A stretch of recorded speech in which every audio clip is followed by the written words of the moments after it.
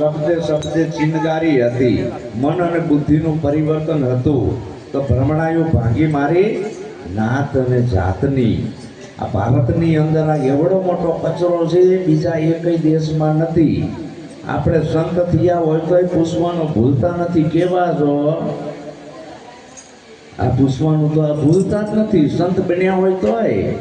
હમણાં એક નિરાંતના સંત મને ભેગા થયા, બાપુ કઈ નાતના છો? અરે તારી ભલી થાય, તારે ચા છોકરા વડાવા છે, મારા ઘરે તા નાત પૂછે. સંત છે કોણ છે તું? સંતની કોઈ નાતી ના હોય, જાતિ ન પૂછીએ સંત की, पूछ लीजिए ज्ञान, मौल करो तलवार का बड़ा रहंदो ज्ञान. આવું એનું જીવન બની જાય.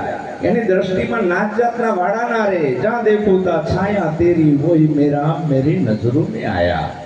આવી બ્રહ્માકાર દ્રષ્ટિ સદગુરુ બનાવે, ધર્મગુરુ નહીં. ધર્મગુરુનું કાર્ય છે તોડવાનું, સદગુરુનું કાર્ય છે જોડવાનું. જોડે એનું નામ ધર્મ, તોડે એનું નામ અધર્મ.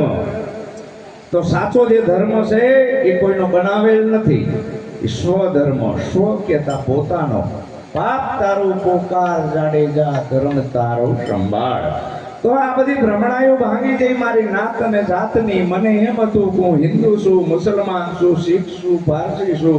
પણ આ માયલું કાંઈ નીકળ્યું. જ્યાં ગુરુનો બોધ લીધો ત્યાં નક્કી પણ થયું કે હું આ સ્ત્રી પણ નથી, પુરુષ પણ નથી, બાળક પણ નથી, બુઢો પણ નથી, જન્મતો પણ નથી અને મળતો પણ નથી. આવો હું અધર્મર અવિનાશી આત્મા છું. મારું સચરાચરમાં વ્યાપ સ્વરૂપ છે. આપ વ્યાપમાં વ્યાપ આપમાં દૂજા પરમ મિટાયા, મેં તબ જાણું પૂરા ગુરુ મિલી આયા. નિરાત બાપુની વાત આવી હો. પૂરા ગુરુ મિલી આયા, મેં તબ જાણું પૂરા ગુરુ મિલી આયા. આ પૂરા ગુરુની નિશાની.